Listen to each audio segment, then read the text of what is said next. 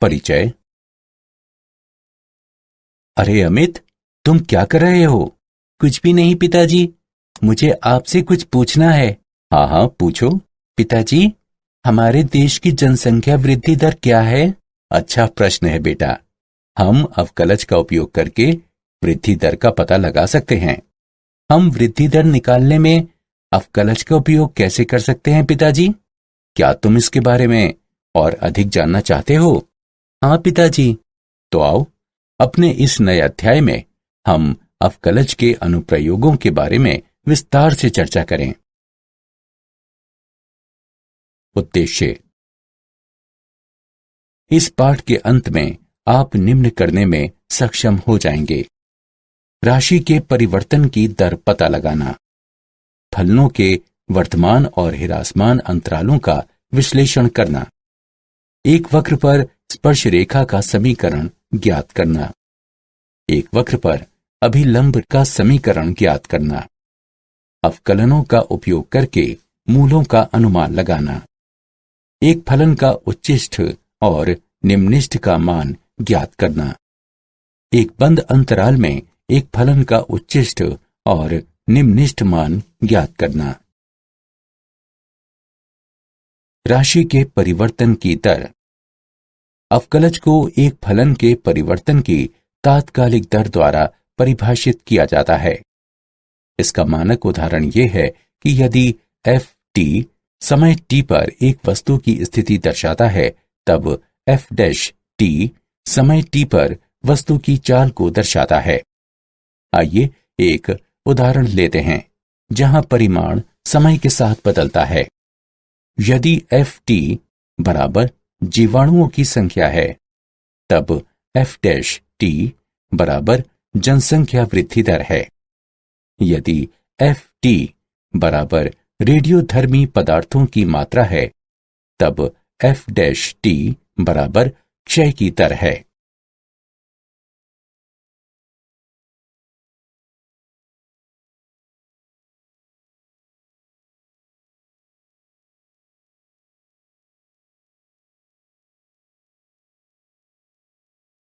उदाहरण। धातु की एक वर्गाकार चादर की भुजा 3 सेंटीमीटर प्रति मिनट की दर से बढ़ रही है।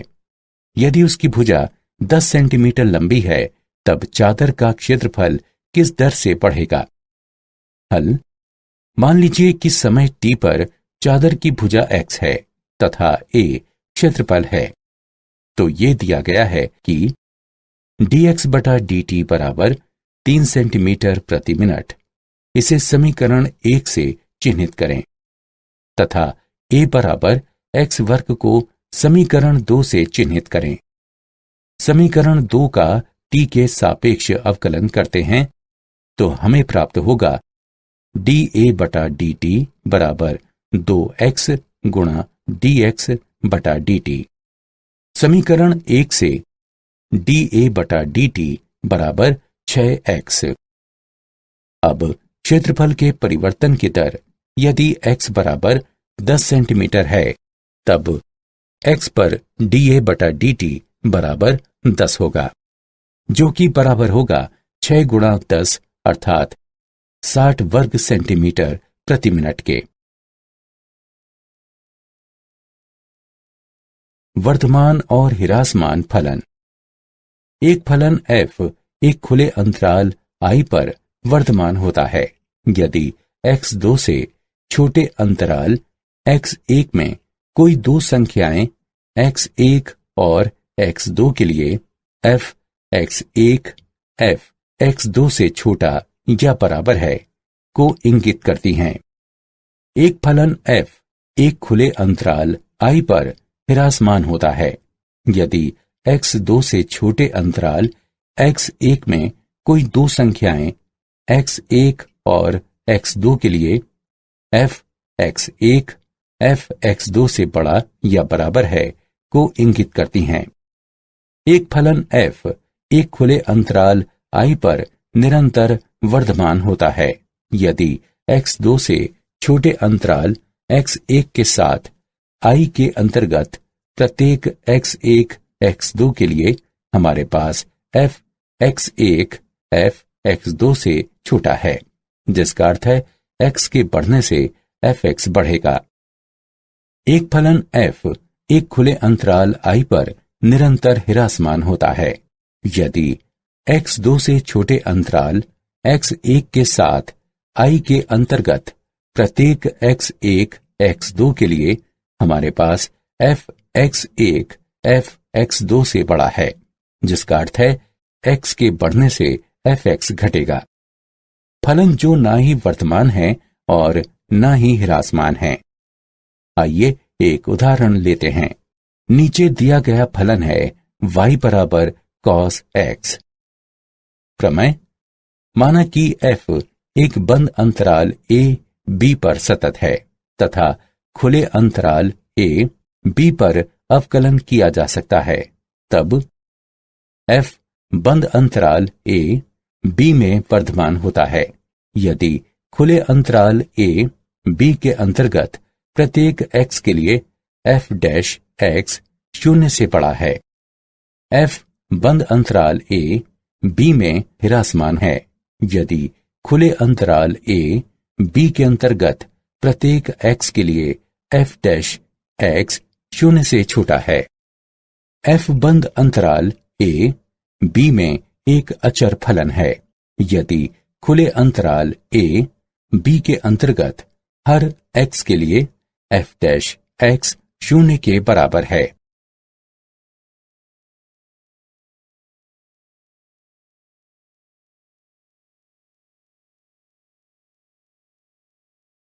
उदाहरण: a का मान ज्ञात कीजिए जिसके लिए fx बराबर x वर्ग घटा 2ax जमा 6 निरंतर वर्तमान हो जब x 0 से बड़ा है। हल: हमें ज्ञात है fx बराबर x वर्ग घटा 2ax जमा 6। fx का x के सापेक्ष अवकलन करते हैं। f डैश x बराबर 2x घटा 2a बराबर 2 गुणा x घटा a। f डैश x 0 से बड़ा है यदि 2 गुणा x घटा a 0 से बड़ा है अथवा यदि x a से बड़ा है। अतएव a 0 से बड़ा या बराबर है क्योंकि x 0 से बड़ा है। स्पर्श रेखा और अभिलंब। माना कि y बराबर fx x के सापेक्ष y का अवकलज अर्थात x1 y1 पर dy बटा dx x1 y1 पर वक्र y बराबर x के f के लिए स्पर्श रेखा की ढलान को प्रदर्शित करता है, तब x1 y1 पर वक्र के लिए स्पर्श रेखा का समीकरण y घटा y1 बराबर x1 y1 पर dy बटा dx x घटा x1 होता है। जैसा कि हम जानते हैं कि संपर्क स्थल पर अभिलंब रेखा स्पर्श रेखा के लंबवत होती है, अतएव x1 y1 पर अभिलंब की ढलान x1 y1 पर घटा 1 बटा dy बटा dx होता है। x1 y1 पर वक्र y बराबर x के f के लिए अभिलंब का समीकरण y घटा y1 बराबर x1 y1 पर घटा 1 बटा dy बटा dx गुणा x घटा x1 होता है। विशेष स्थिति: यदि स्पर्श रेखा की ढाल 0 हो तब tan थीटा बराबर 0 एवं इसलिए थीटा बराबर 0, जिसका तात्पर्य है कि स्पर्श रेखा x अक्ष के समानांतर होती है। अतः बिंदु x1 y1 पर स्पर्श रेखा का समीकरण y बराबर y1 के द्वारा दिया जाता है। यदि थीटा का मान पाई बटा 2 के समतुल्य होता है तब tan थीटा का मान अनंत के समतुल्य होगा, जिसका तात्पर्य है कि स्पर्श रेखा एक्स अक्ष के लंबवत है, अर्थात वाई अक्ष के समानांतर है। इसलिए x1 y1 पर स्पर्श रेखा का समीकरण x बराबर x1 द्वारा दिया जाता है। उदाहरण, वक्र के लिए स्पर्श रेखा और अभिलंब की ढलान ज्ञात कीजिए। 1/2 पर वर्गमूल x जमा वर्गमूल y बराबर 1। हल, वक्र का समीकरण वर्गमूल x जमा वर्गमूल y बराबर 1 है। इसे समीकरण 1 से चिह्नित करें। x के सापेक्ष समीकरण 1 का अवकलन करने पर हमें प्राप्त होता है 1/2 गुणा वर्गमूल x जमा 1/2 गुणा वर्गमूल y गुणा dy बटा dx बराबर 0, अथवा dy बटा dx बराबर घटा वर्गमूल y बटा x।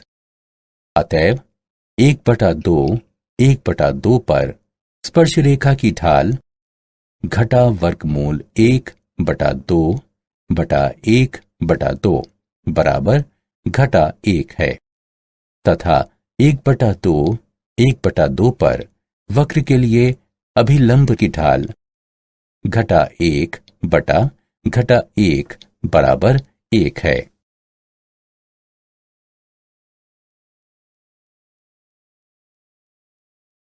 सन्निकटन, x के सापेक्ष fx का अवकलज इस प्रकार परिभाषित किया जाता है।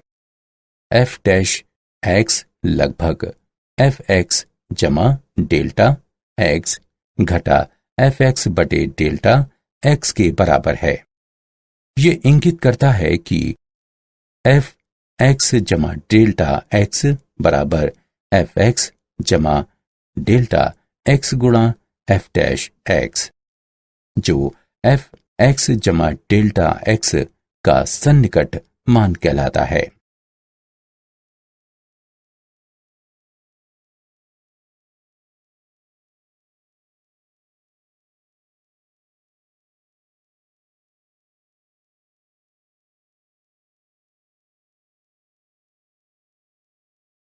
उदाहरण, अवकलन का उपयोग करते हुए 9996 के चतुर्थ मूल का सन्निकट मान ज्ञात कीजिए।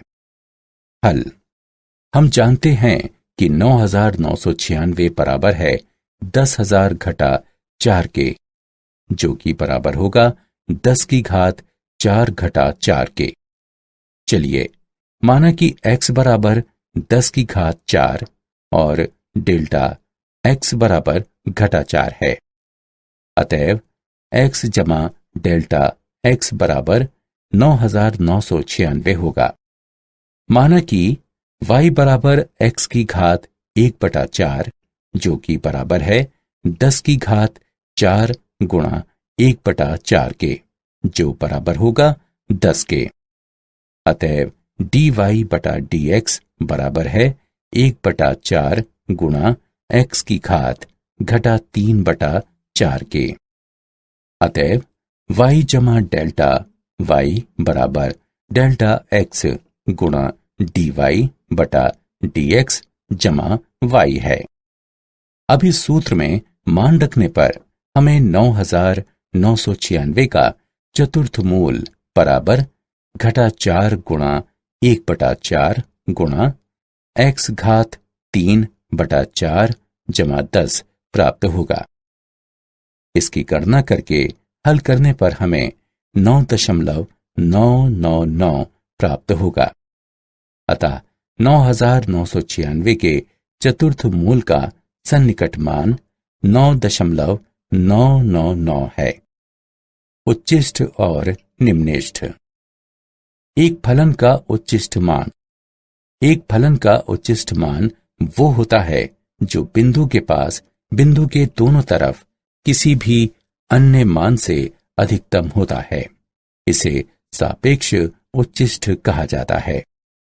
सापेक्ष उच्चिष्ट, माना कि fx फलन एक वास्तविक मान वाला फलन है तथा f(x) के प्रांत में c एक अभियंतर बिंदु है, तब x बराबर c पर f(x) एक सापेक्ष उच्चिष्ट कहलाता है।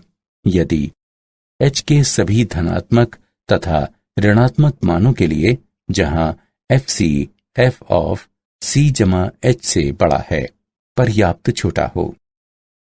एक फलन का निम्निष्ठ मान वो होता है जो बिंदु के ठीक पास बिंदु के दोनों तरफ किसी भी अन्य मान से निम्नतम होता है। इसे सापेक्ष निम्निष्ठ कहा जाता है। सापेक्ष निम्निष्ठ माना कि f(x) फलन एक वास्तविक मान वाला फलन है तथा f(x) के प्रांत में c एक अभियंतर बिंदु है, तब x बराबर d पर f(x) एक सापेक्ष निम्निष्ठ कहलाता है। यदि h के सभी धनात्मक तथा ऋणात्मक मानों के लिए जहां ft f ऑफ d जमा h छोटा है पर्याप्त छोटा हो। प्रथम अवकलज परीक्षण। 1. फलन का प्रथम अवकलज अर्थात f'(x) ज्ञात कीजिए। 2. प्रथम अवकलज को शून्य के बराबर मानते हैं अर्थात f'(x) बराबर 0 तथा वास्तविक मूलों के लिए परिणामी समीकरण को हल करते हैं अर्थात माना कि x बराबर c d इत्यादि ये उच्चिष्ट और निम्निष्ठ के बिंदु हैं। 3. माना कि x बराबर c इनमें से कोई बिंदु हैं। यदि f'(x) की राशि धनात्मक से ऋणात्मक हो जाती है अर्थात x c के नजदीक से छोटा है के लिए f'(x) 0 से बड़ा है तथा x c के नजदीक से बड़ा है के लिए f'(x) 0 से छोटा है, तब x बराबर c सापेक्ष उच्चिष्ट का एक बिंदु है। यदि f'(x) की राशि ऋणात्मक से धनात्मक हो जाती है अर्थात x c के नजदीक से छोटा है के लिए f'(x) 0 से छोटा है तथा x c के नजदीक से बड़ा है के लिए f'(x) 0 से बड़ा है, तब x बराबर c सापेक्ष निम्निष्ठ का एक बिंदु है। 4. यदि f'(x) की राशि नहीं बदलती है तब c न तो सापेक्ष उच्चिष्ट का कोई बिंदु है और न ही सापेक्ष निम्निष्ठ का कोई बिंदु है। इस तरह का बिंदु नति परिवर्तन बिंदु कहलाता है।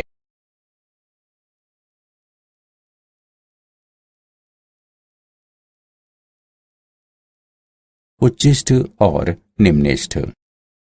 द्वितीय अवकलज परीक्षण। माना कि f अंतराल i पर परिभाषित एक फलन है तथा c i के अंतर्गत आता है।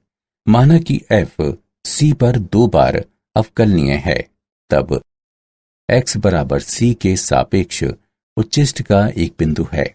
यदि f'(c) बराबर 0 तथा f'(c) 0 से छोटा है, fc का मान f के सापेक्ष उच्चिष्ट मान होता है। x बराबर c सापेक्ष निम्निष्ठ का एक बिंदु है। यदि f'(c) बराबर 0 हो तथा f'(c) 0 से बड़ा हो, fc का मान f का सापेक्ष निम्निष्ठ मान होता है। परीक्षण विफल हो जाता है यदि f'(c) बराबर 0 है तथा f'(c) बराबर 0 है। इस स्थिति में हम प्रथम अवकलज परीक्षण का उपयोग करके ज्ञात करते हैं कि c एक सापेक्ष उच्चिष्ट, सापेक्ष निम्निष्ठ अथवा नति परिवर्तन का बिंदु है।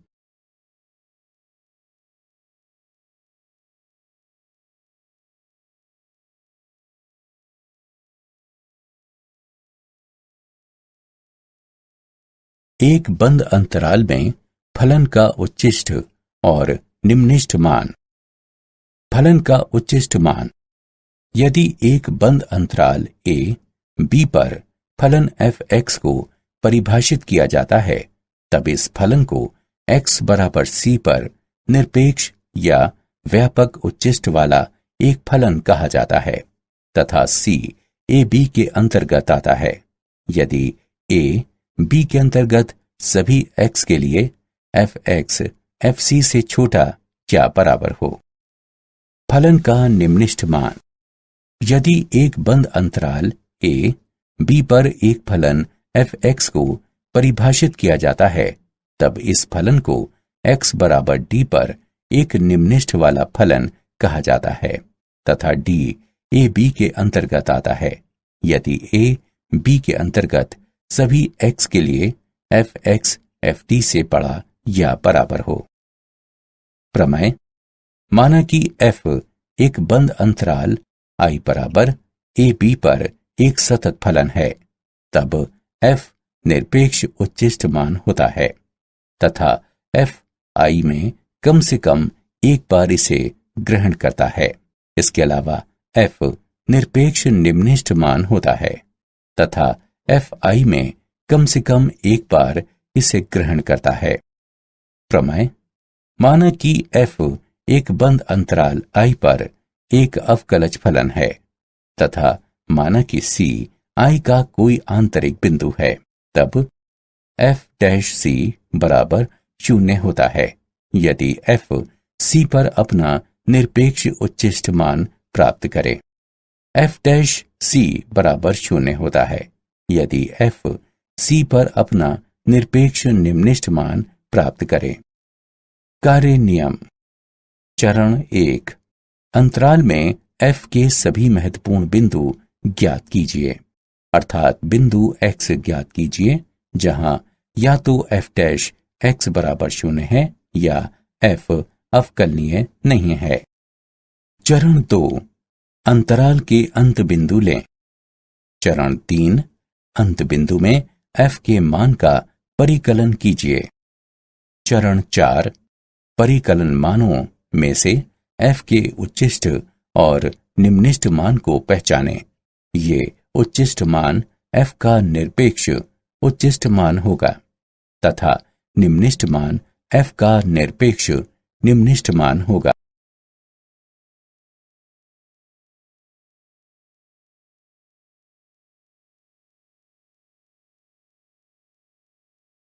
उदाहरण। प्रथम अवकलज परीक्षण का उपयोग करते हुए फलन f(x) बराबर 2x घन घटा 9x वर्ग घटा 24x के लिए सापेक्ष उच्चिष्ट और सापेक्ष निम्निष्ठ बिंदुओं को ज्ञात कीजिए। हल। हम निम्न फलन को हल करके 6 गुणा x वर्ग घटा 3x घटा 4 प्राप्त करेंगे। अब हम समीकरण का गुणनखंड इस प्रकार कर सकते हैं। 6 गुणा x घटा 4 गुणा x जमा 1। f' बराबर 0 ये इंगित करता है कि x बराबर 4 x बराबर घटा 1 है। अब जब x बराबर 4 है तब x 4 से छोटा है।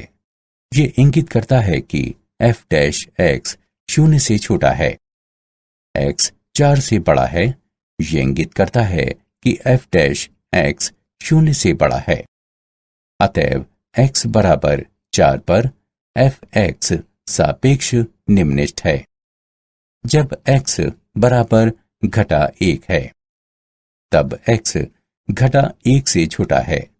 ये इंगित करता है कि f' 0 से बड़ा है। x घटा 1 से बड़ा है। ये इंगित करता है कि f' 0 से छोटा है। अतएव x बराबर घटा 1 पर f(x) सापेक्ष उच्चिष्ट है।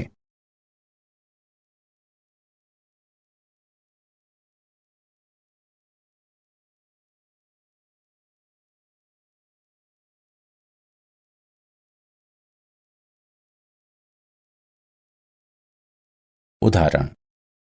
एक 20 सेंटीमीटर लंबे तार को दो भागों में किस तरह विभाजित किया जाना चाहिए कि यदि एक भाग को वर्ग में तथा दूसरे भाग को वृत्त में इस तरह मोड़ा जाता है कि उन दो समतल आकृतियों के क्षेत्रफल का योगफल निम्नलिखित हो।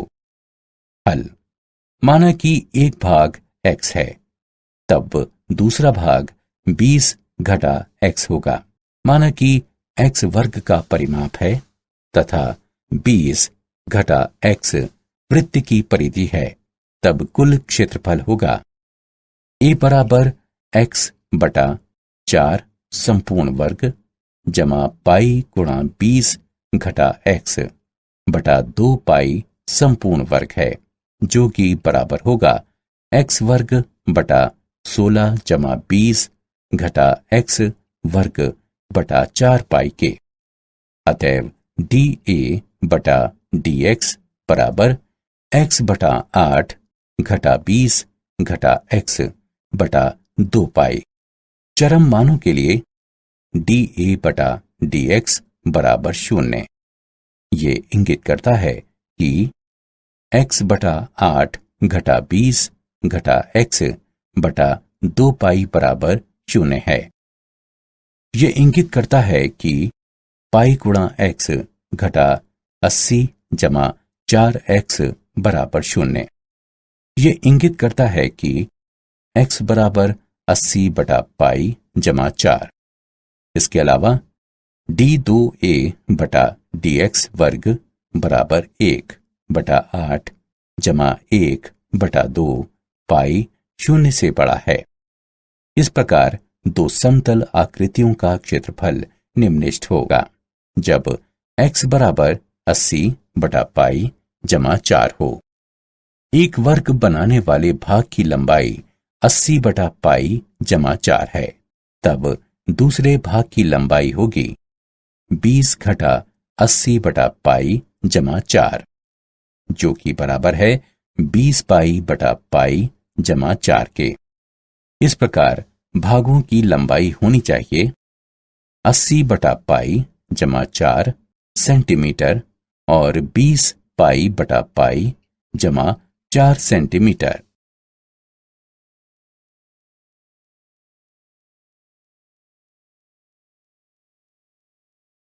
क्या आप जानते हैं, सर आइजैक न्यूटन ने अवकलज के विकास में बहुत बड़ा योगदान दिया है। गोटफ्रीड विल्हेम लेबनिज एक जर्मन दार्शनिक, गणितज्ञ और तर्कशास्त्री थे, जिन्होंने स्वावलंबन से कलन का विकास किया।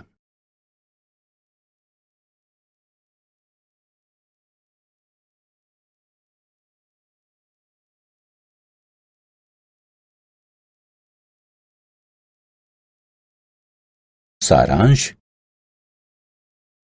आइए हमने जो कुछ सीखा है उसे संक्षेप में दोहराएं। एक अवकलज को इस तरह से परिभाषित किया जा सकता है कि ये एक फलन की तात्कालिक परिवर्तन की दर देता है। फलन f एक खुले अंतराल I पर वर्तमान होता है यदि x2 से छोटे अंतराल x1 में कोई दो संख्याएं x1 और x2 के लिए fx1 fx2 से छोटा या बराबर है को इंगित करती हैं। फलन f एक खुले अंतराल I पर हिरासमान होता है यदि x2 से छोटे अंतराल x1 में कोई दो संख्याएं x1 और x2 के लिए fx1 fx2 से बड़ा या बराबर है को इंगित करती हैं। खुले अंतराल I पर एक फलन f निरंतर वर्धमान होता है यदि x2 से छोटे अंतराल x1 के साथ I के अंतर्गत प्रत्येक x1 x2 के लिए हमारे पास fx1 fx2 से छोटा हो।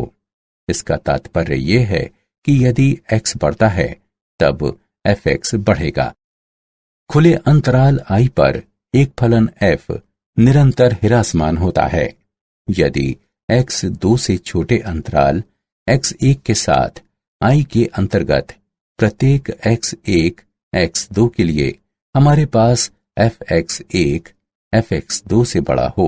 इसका तात्पर्य यह है कि यदि x बढ़ता है तब fx घटेगा। बिंदु x1 y1 पर वक्र y बराबर fx के लिए स्पर्श रेखा का समीकरण है। y घटा y1 बराबर बिंदु x1 y1 पर dy बटा dx गुणा x घटा x1।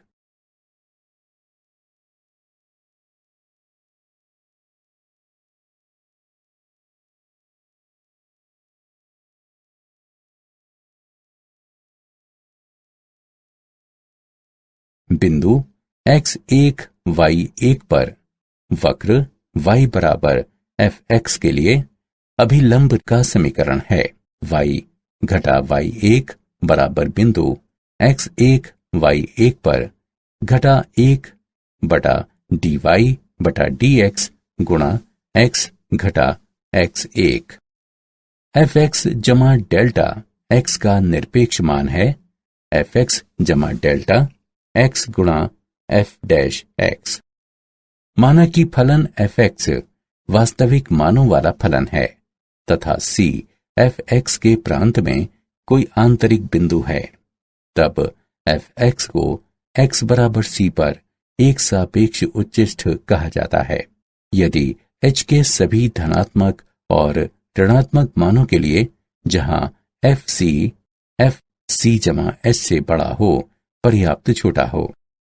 माना कि फलन fx एक वास्तविक मानों वाला फलन है तथा c fx के प्रांत में कोई आंतरिक बिंदु है, तब x बराबर d पर fx को एक सापेक्ष निम्निष्ठ कहा जाता है। यदि h के सभी धनात्मक और ऋणात्मक मानों के लिए जहां fd जमा h से छोटा हो पर्याप्त छोटा हो।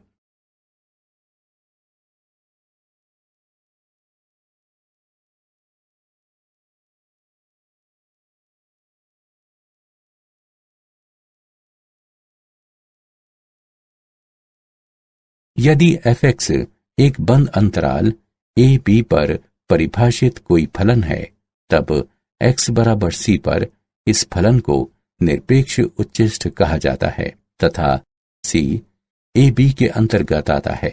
यदि a b के अंतर्गत सभी x के लिए fx fc से छोटा या बराबर हो। यदि fx एक बंद अंतराल a b पर परिभाषित कोई फलन है, तब x बराबर d पर इस फलन को निरपेक्ष निम्निष्ठ कहा जाता है तथा d a b के अंतर्गत आता है। यदि a b के अंतर्गत सभी x के लिए fx fd से बड़ा या बराबर हो। माना कि f एक बंद अंतराल I बराबर a b पर एक संतत फलन है, तब f निरपेक्ष उच्चिष्ठ मान होता है तथा f I में कम से कम एक बार इसे ग्रहण करता है।